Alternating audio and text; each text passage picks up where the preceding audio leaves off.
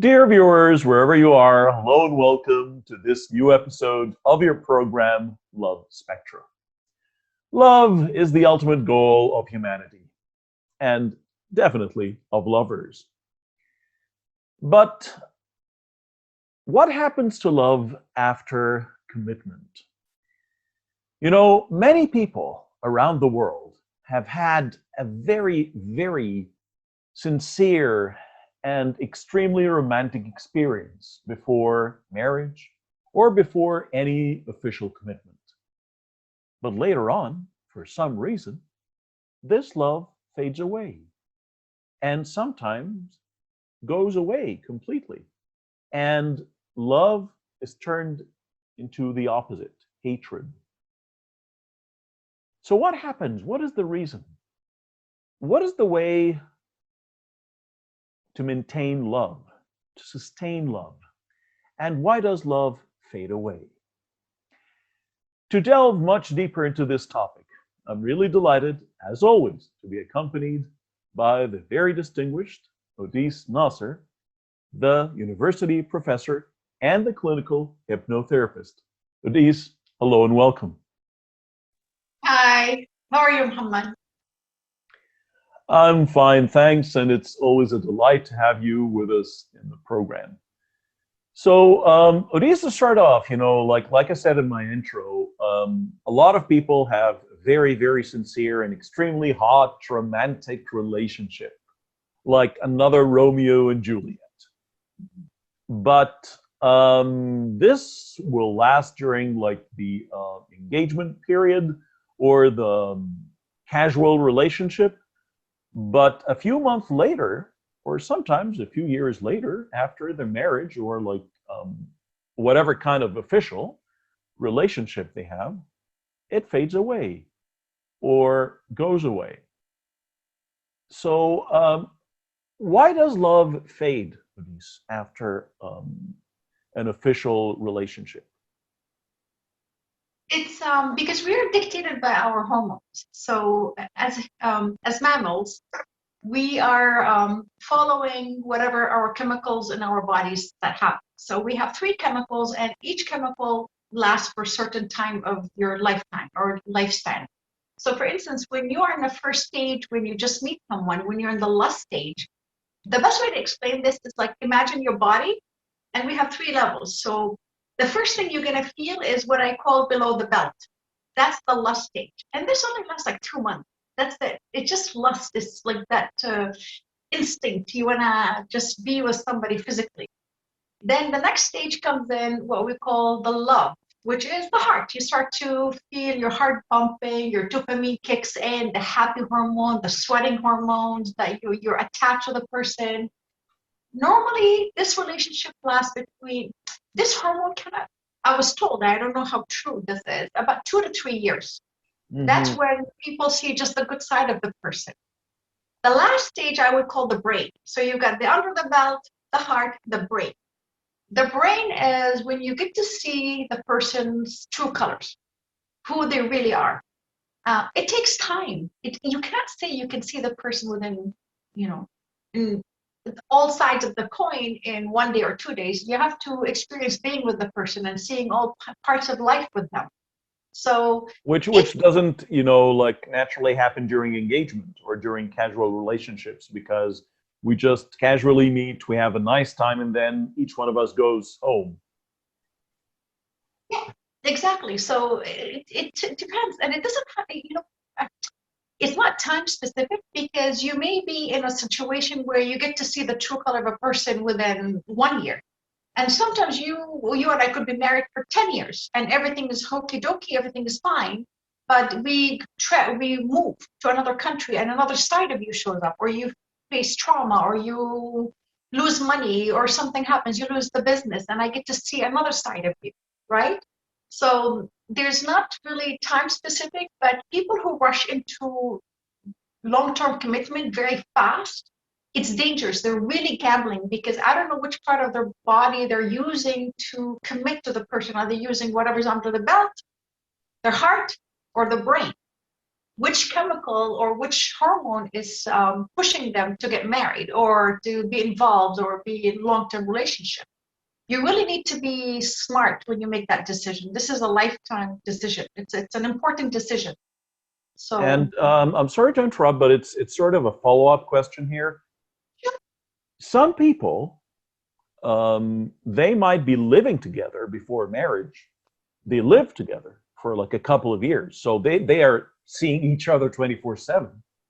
And it's just a match made in heaven. But the moment they sign the document, things change. To what extent do you agree with this statement? And if you do, then why? What happens? I have a friend who was living with the guy for 10 years. And then I remember she was my roommate. And they got married. And I think a year after the marriage, they got a divorce. From what I noticed is that this piece of paper kind of comes with a lot of responsibility. It's not just a piece of paper. It's a piece of paper that commits you legally to the person. I want to share something with you. I always say this. I don't know. I came up with this, and everybody tells me I'm right. And I always say, if you really want to see the true color of the person, you get to see their true color when they get power. Whenever they have power, I'm not talking money. Just give the person power, and you really get to see the true colors. Somehow this piece of paper maybe gives one of the partners the power, knowing that they have something on the other person. And what I've noticed is that she's the one who ruined it, not him. It wasn't the guy. I mean, I was completely against what she was doing to him, but somehow with the piece of paper, she was rolling it around. She's like, well, I got the piece of paper and I'm going to take half of your money, half of this and half of that. And I'm like, why are you doing this? What happened before? What did this piece of paper give you? So you're simply saying that before this signed document by both parties, if I want out, it would be easy.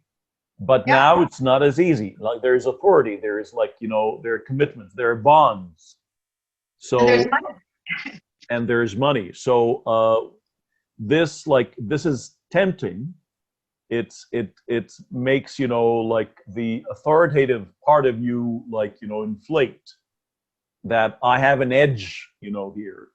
So this is what ruins the love. That's from the experience I've seen, but it's not always the same. To be quite honest, from the moment I met this girl and this guy, I knew this relationship was not going to last. I didn't even know how it lasted that long, because I just saw the side of her that he didn't see. I just didn't want to say anything. But he was blinded because he was not using his head. When he was in a relationship, it was all his heart. Anyways, but that's just one example. It's not always the same, Muhammad. It depends. Did you get married really young, 16, 17, and you got married because you were forced or you thought it was true love? And then when you are 25, 26, you're like, I'm bored. This is not it. You're too young. You haven't experienced life. So it doesn't have to be because you're married. It could be just the timing of your life. You were not ready, or situations that happened. I cannot really tell you, honestly, because every person is different. Every single person is different. So let's go back again to the official commitment, be it marriage or whatever. How important is love to sustain this commitment? You're saying it varies from one person to the other. It depends on age, depends on circumstances, etc., etc. And there are different stages of love. So there's the reptilian love, so it's just the basic instinct of sex.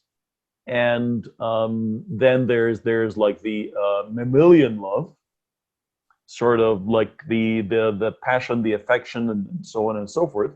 And then there is the intellectual love, or the gray matter love, when you start really analyzing the person, whoever they are, and which might be it's not love fades away, but it changes. And this will be my next question. But before we go to this, I want to ask you, how important is love to sustain a relationship?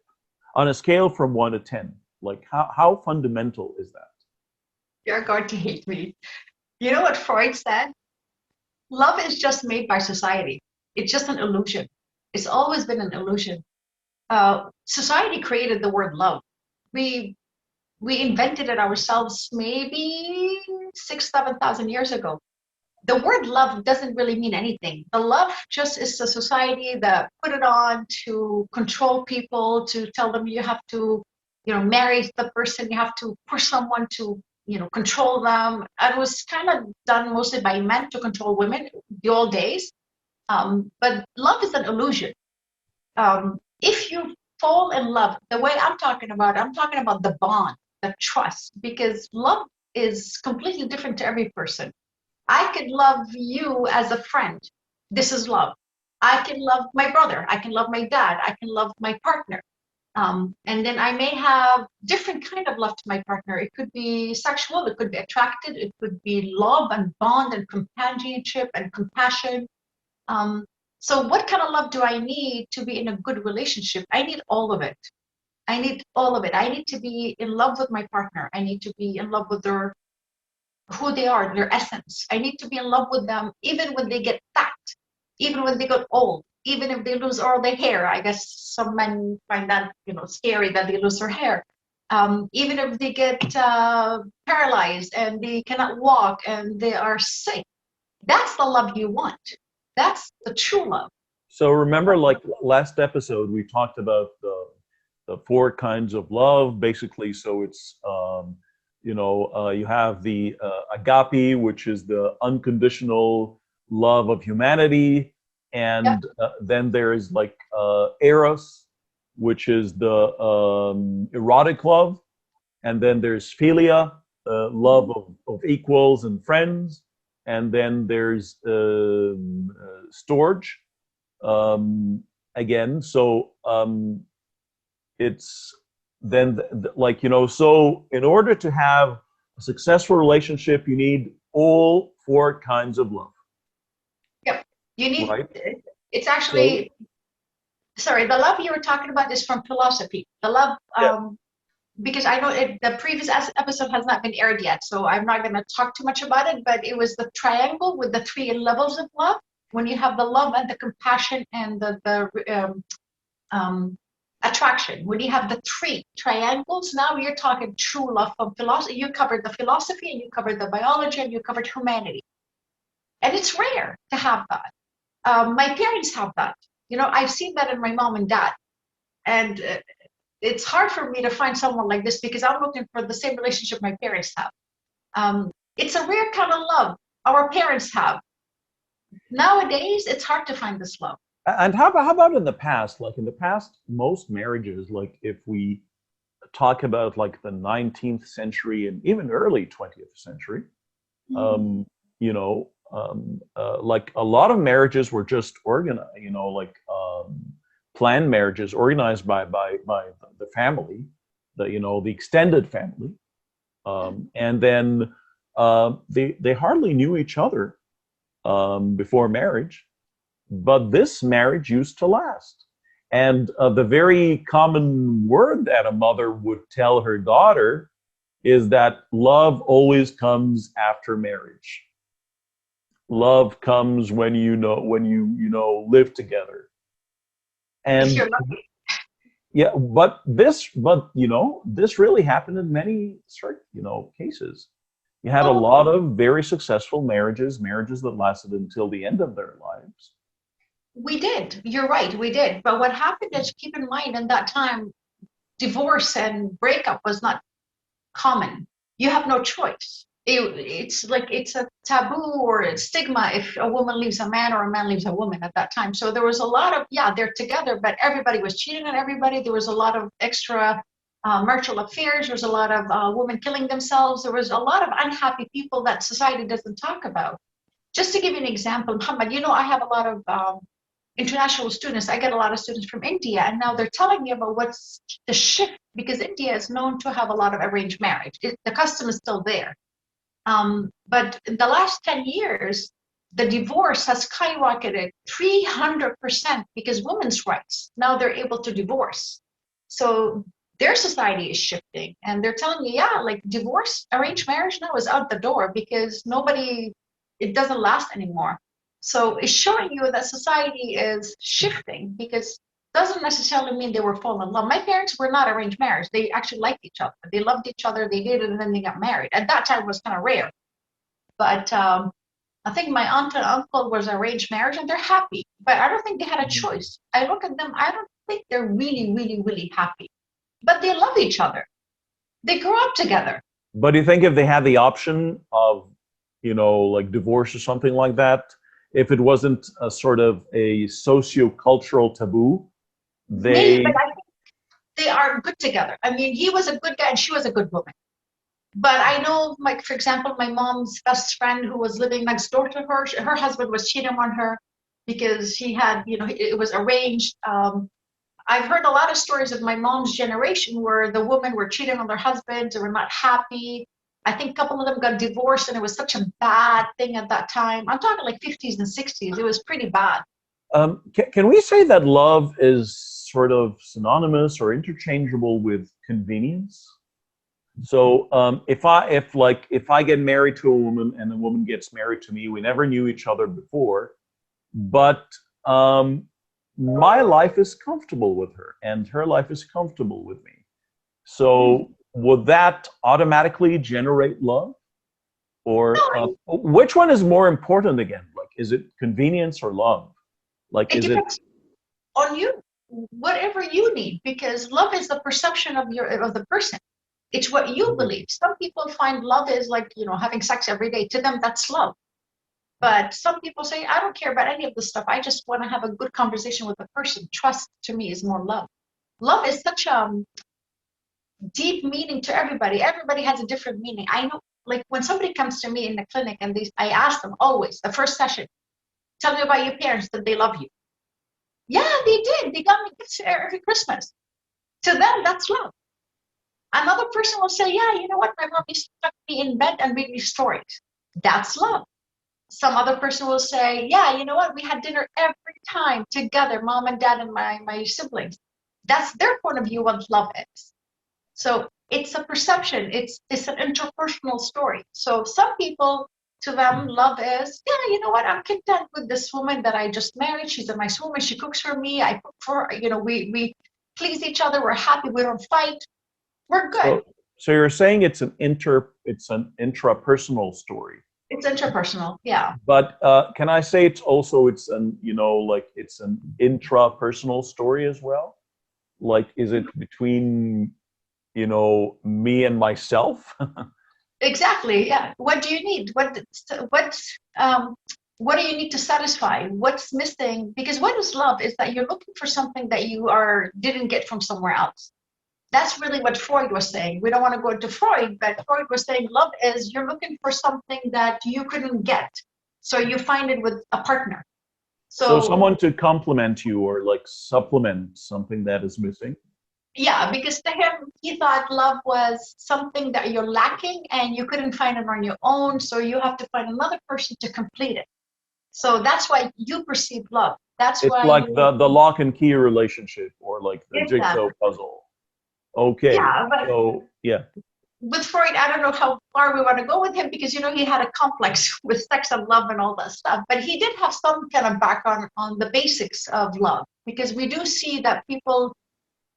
I'm not going to say opposite attract because opposite do attract in the beginning, but they end up going separate ways all the time. But it depends again at what stage in your life did you meet the other person? Did you meet in your 20s, early in your teens, in your 30s, your 40s? I've seen people in their 50s falling in love and they're happy because you are going through different stages. Your life changes every 10 years. It's a lifespan. It's part of your So lifespan. so is it fair now to say that love doesn't really fade, but it just goes from one phase to another? Yes. It can go up or it could go down. Because in love, there is also lust and attraction. People change, their body changes, their physiology changes. And the lust, it's just chemicals in under the belt. So that changes with age as well, and hormones and aging. But the last part of love is the bond of the companionship. This one, may actually stay longer because that's the one that overrides the first two. Mm-hmm. But it can also go down because you may catch your wife cheating on you. Then it's done. There's no companionship, none of that stuff. If that was the only thing Okay. holding the relationship together, it's gone. There's no And bond. what are the love fertilizers or vitamins, if you wish? So if you feel that, you're not having a very healthy bond anymore with your partner. So what kind of things like love boosters? What are the love boosters? What things can I do or can she do in order to boost our love, to make it healthy again, to revive it, to rekindle, the spark of love? One thing I don't do is couples counseling because that's usually the issue. Because I'm known to be a little bit harsh when couples come in. Like I like to work one-on-one because I don't sugarcoat it. I always tell them how it's done. When it comes to couples, when they're having problems and they come to me, they're like, "Oh, we need a fertilizer." I'm like, "Why you come to me for?" Because you have to do it. You know what you need. I don't know. I mean, I can give you pointers, but what am I going to say? Do this, do this. So let me give you an example. What a fertilizer will be, no one will know. Only the couple will know. Because if you are working together 24 hours in the same store, and you go home and you see each other at home, and you're in front of each other 24 hours, the fertilizer will not say, "Oh, spend more time together." The fertilizer, maybe you should take like a week apart. Everybody goes to a different place, take a little break. Versus people who are working all the time, they don't see each other. Maybe the fertilizer will say to them, "Why don't you go on vacation for 10 days or something to just spark it?" But that's only temporary, Muhammad. It's only temporary. So These you need to people, break the daily routine or like this vicious cycle or circle you're in. You need to like take a detour for a while, ventilate, and then come back. but that's only temporary. You may come back from a Okay. vacation happy and everything for 5 days, and by then you go back to the same cycle again. The Mhm. fertilizer comes in from inside because maybe there is something you are missing, not as a couple. You have to remember when you are in a relationship, you need to treat the person as one person that needs their own needs, the other couple, the other person, and the relationship. The relationship needs to also be nourished as separate. It's three people. A lot of people think that in a marriage is only two people. I always say, no, it's three. You take care of yourself, your partner takes care of herself, and then you take care of the relationship. You treat it as another thing, another being. That's the best way to do it. So when I tell you what's a fertilizer, I say, well, let's talk about you and me first. Let's talk about you. Let's fertilize you, and then let's fertilize your partner. Then you guys will fertilize your relationship. And it's Because not necessarily the same kind of fertilizer. So each one of them might need different supplements. It's not necessarily the same for both. exactly. But they do get Okay. homework. So what I do is for example, let's say you and your wife are coming. So I tell you, okay, Muhammad, give me the top 10 things you love about your wife. Mhm. Write them down, and then you will do that as a homework without her knowing. I will ask the same for your wife to write her 10 top list of things that she loves about you. Then you both have to sit down over dinner and show the list to each other.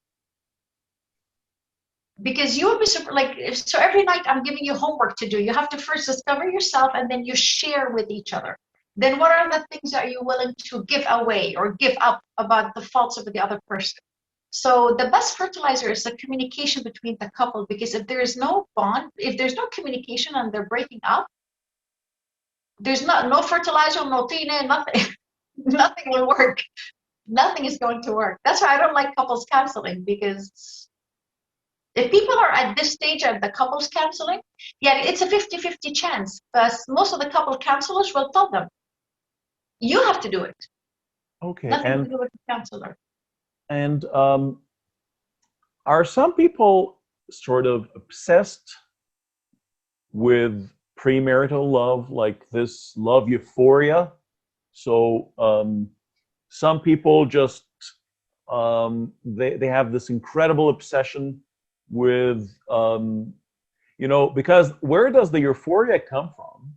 Is that I'm always looking forward to the day when I'll be with you all the time. There's like, no matter how much, satisfaction I get from being with you now, but it's incomplete. And this longing makes this euphoria and makes this huge aurora, if you wish, or halo of romance. But once we're together, the longing is not there anymore. Um, are some people really addicted to this or obsessed with this premarital euphoria? Yeah, of course, especially in our culture, Muhammad, لأنه it's society. You have daughters, so imagine if you're the parents and you're telling your daughters, you are not complete until you find the right man. Because you remember how the culture pushes the woman that, you need to find a husband, you need to find a husband, you need to find a husband. So the brainwashing is kicking in from society that you're in, and especially if the parents are kind of, I don't want to say the word ignorant, but they're telling their daughters that they're nothing, they're worthless without a man because they need a man. And you keep pumping this into the kid. As soon as the kid is a teenager, all she's looking at, because you brainwash her that she's not complete, she needs to find a husband. So she starts to fantasize about finding a husband, fantasize about anything. So it's all brainwashing. It's all putting in the stuff in the brain of the child to pump them like that. I did have a friend a while back, Muhammad. It was a nightmare. Every time we go anywhere, oh, I'm gonna marry this guy. She thought every guy wants to marry her, and she just wanted to get married. Anybody, she didn't care. She just wanted to get married. I'm like, what's wrong with you? What is wrong with you? She's educated. She works in a very high job. Like I was shocked. She's well educated, top senior executive. She still finds herself as incomplete without a man. And this was 10 years ago. So I don't know. I think it comes down to how the parents nurture their kids. And if you tell your daughter, listen, go to school, study, be who you are, and then when you're ready, you find the right partner, she will not be obsessed with that as much. She will marry whenever or find the love she wants when she feels it's ready. Mm-hmm. Then bumping her, saying to her, no, no, no, we just want to get rid of you. Come on, let's go, let's go, let's go. You know what I mean? And again, the other component is the longing. We always meet, but it's always time to say goodbye. And in many cultures, if you're not married, then there is, there are like curfews. There are limitations. There are barriers that you cannot go beyond. So even if you have lust, you can express that lust just to a little extent. You cannot really let it go. Yeah. So you're always longing for this thing to come, which goes away once you get married. Once you get married, this longing is not there. But last question, but never least, really, what are the consequences of getting really addicted or having a deep obsession, a serious obsession, a severe obsession with premarital love or this longing? You always want to be in like a romantic love. It's considered a mental disorder. So the American Psychological Association has like three parts of mental disorders. We have A, B, and C. So A is like the extremely bad, the psychopath, the really strange people. These are, and then we have the middle ones who are like kind of weird and odd, and then we have the sad part. These guys are in the middle. Like this is how serious their mental disorder is because it's considered compulsive. It's so severe that they cannot function. That compulsion, that obsession is not only with marriage. They have the same trait all across their love life, their relationship, everyday stuff. Is it a form of psychosis? Can we say that? No, it's obsession. It's obsession. It's more obsession. It's like OCDs. Those people washing their hands all the time, or checking the door, checking the windows all the time. Obsession, compulsive obsession disorder. Some people have an obsession with marriage. Some people have obsession with wearing the white dress. It's like Yeah. So if you have this obsession of romance, hot romance, can this lead you to cheat on your partner? If Um, you're not happy, oh yeah. Oh yeah, because it's like drugs. It's the same feeling as drugs. I don't know if you've ever seen these people who always washing their hands. They wash their hands, yeah, keep yeah. washing, and then they go and they sit there, they dry it, they come back and they wash, they wash. I And don't know people. sometimes they wash the soap bar itself. So they have a bar of soap and then they wash the bar of soap with another bar of soap. It's very impulsive. They cannot think. It's done naturally. It becomes automatic. And people who have obsession with anything, they need a lot of treatment. I mean, they don't get psychosis, antipsychosis and stuff, but they need a lot of therapy, which I do with them.